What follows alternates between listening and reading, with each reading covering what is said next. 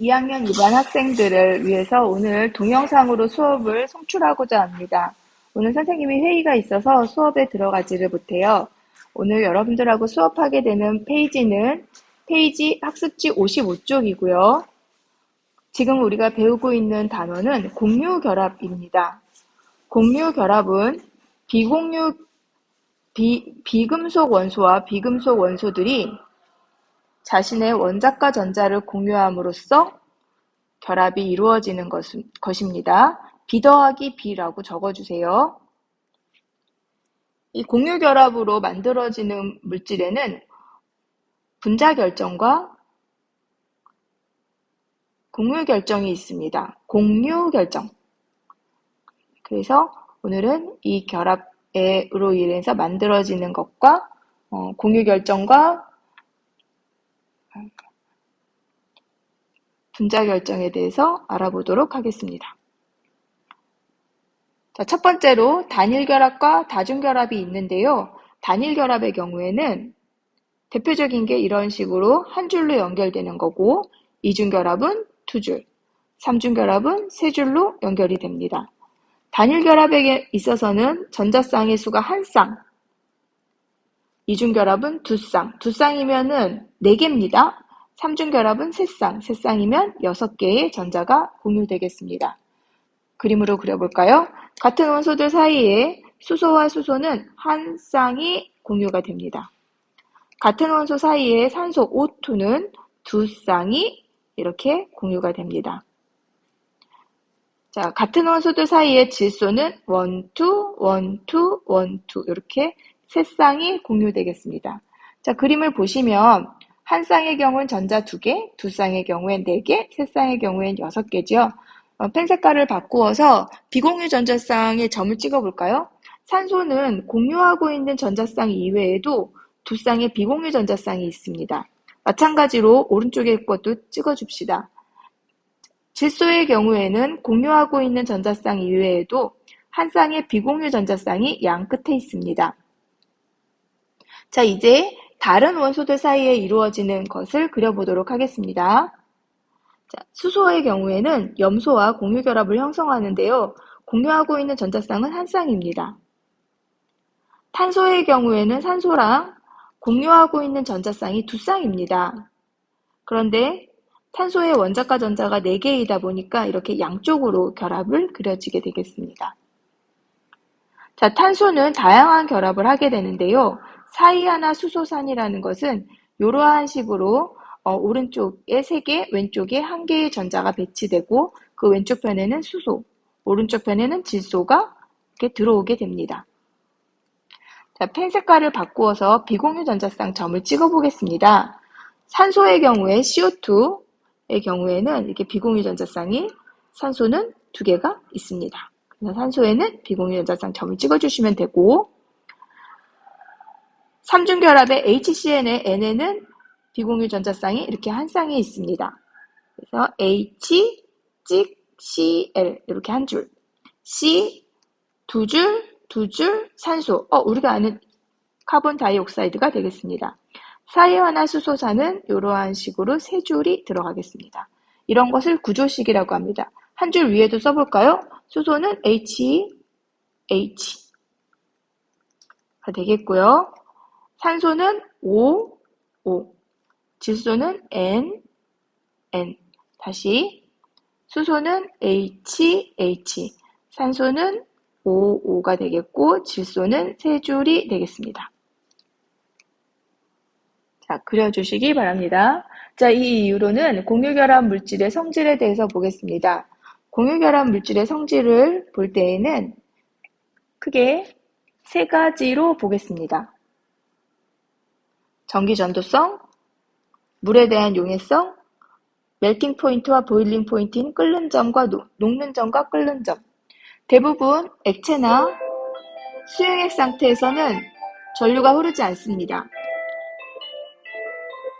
그러나 항상 나오듯이 예외적으로 흑연은 전기전도성이 있습니다.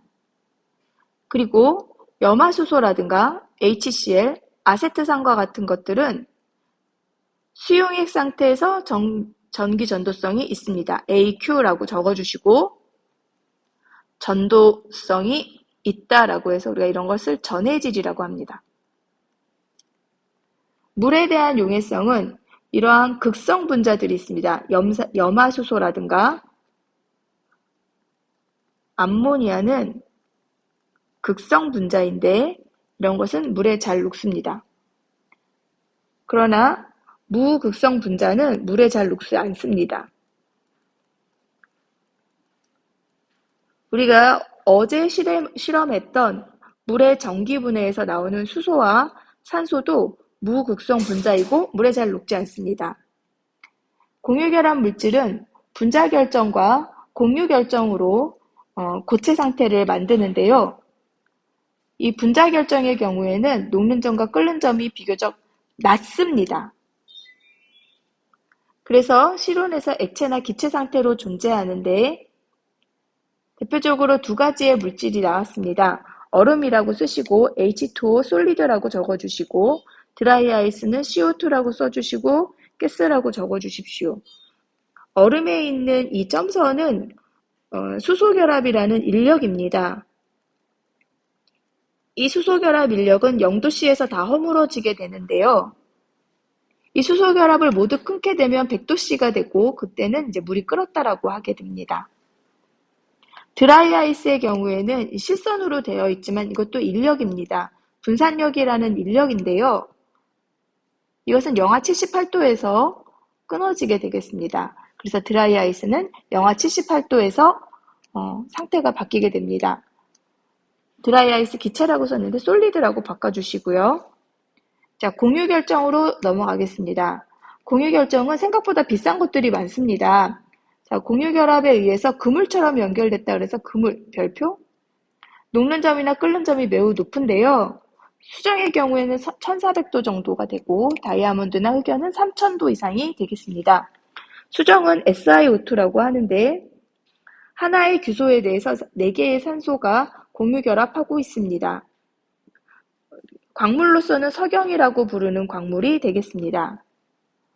이것은 규소 원자와 산소 원자가 무한 공유 결합을 한 그물 구조입니다. 다이아몬드는 탄소라고 하는 탄소 사이에 4개의 공유 결합을 형성하면서 이루어지게 되고요. 흑연은 탄소 사이에 3개의 공유 결합을 하게 되는데요. 그러다 보면 각각의 탄소는 한 개씩의 여유분의 전자를 갖게 돼서 이 여유분의 전자가 전도성을 나타내게 됩니다. 밑으로 내려가게 되겠습니다. 자, 동소체라는 것이 있는데요. 동소체는 아이소토프라고 해서 ISOTOPE라고 우리가 영어로 말합니다. 다이아몬드나 흑연처럼 같은 원소로 되어 있으나 성질이 다른 것인데요. 황의 경우에는 단사황과 사방황으로 나누어져 있습니다. 동위 원소랑 말이 비슷해서 헷갈리는 경우가 많아요. 인의 경우에는 흰인과 붉은인으로 나뉘어져 있습니다. 흰인이 더 위험해요.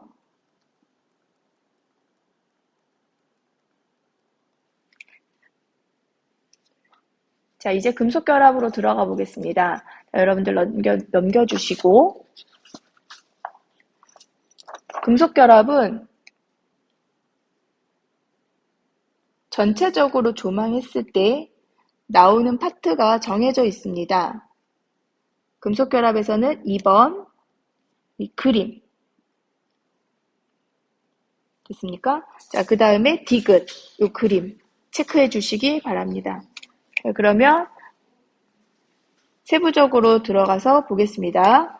금속 결합은 금속 양이온이라는 말을 우리가 자주 쓰게 됩니다. 금속 양이온과 자유전자 사이에 정전기적 인력에 의한 결합이고요.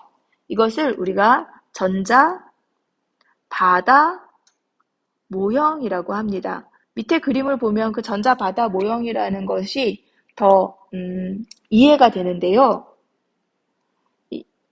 밑에 보시겠습니다. 금속 원자가 양이온이 되면서 내놓은 원자가 전자였습니다. 금속 양이온은 금속의 원자가 전자가 이제 결국 자유전자가 되는 것입니다.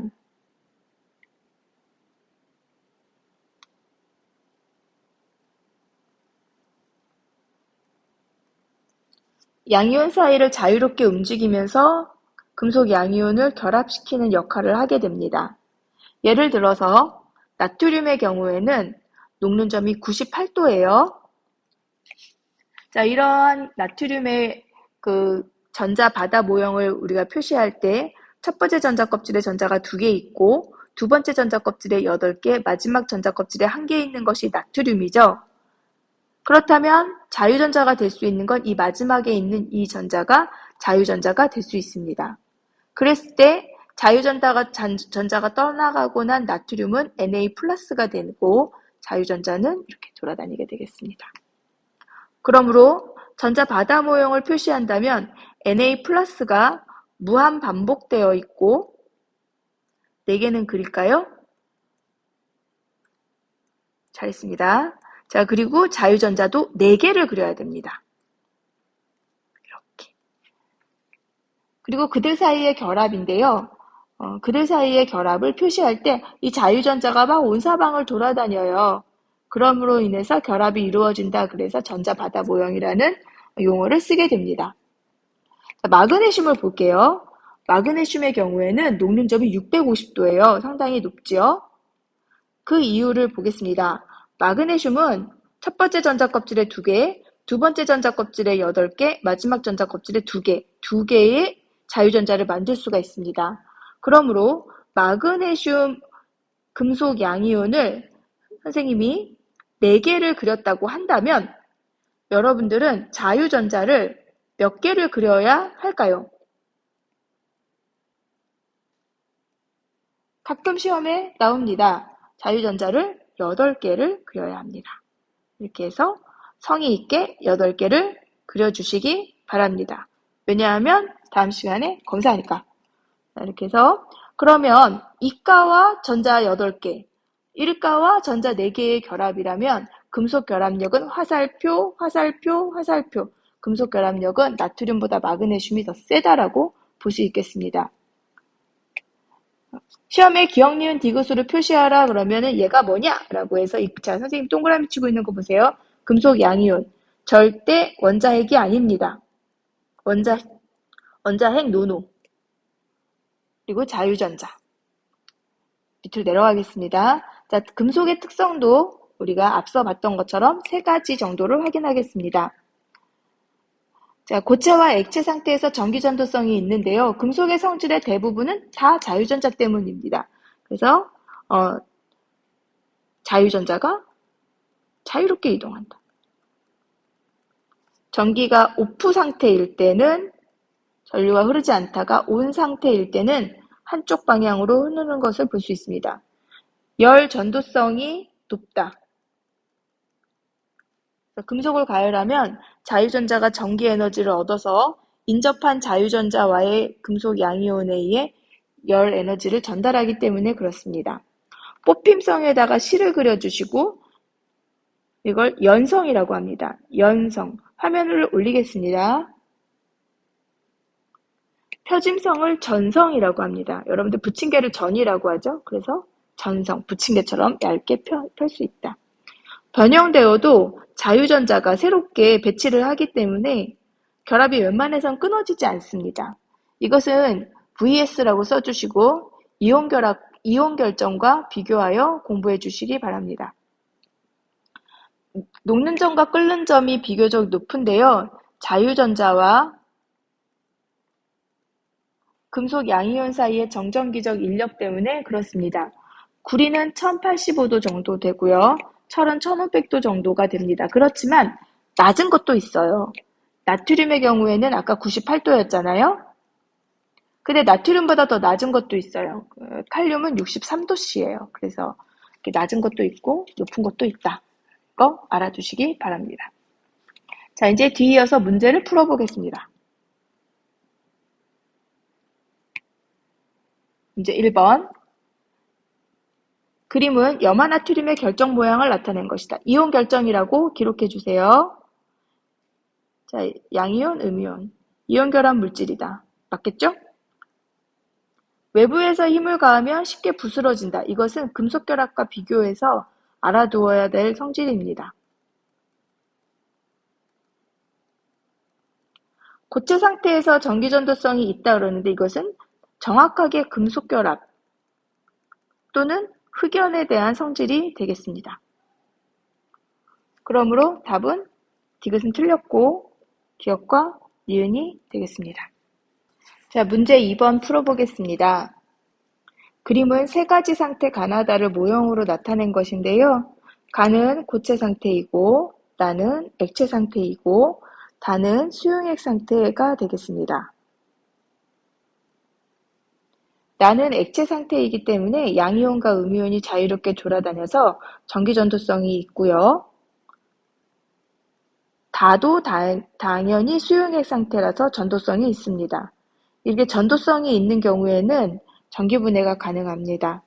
나는 액체 상태이고 가는 외부에서 힘을 가하면 쉽게 부서지게 되겠습니다.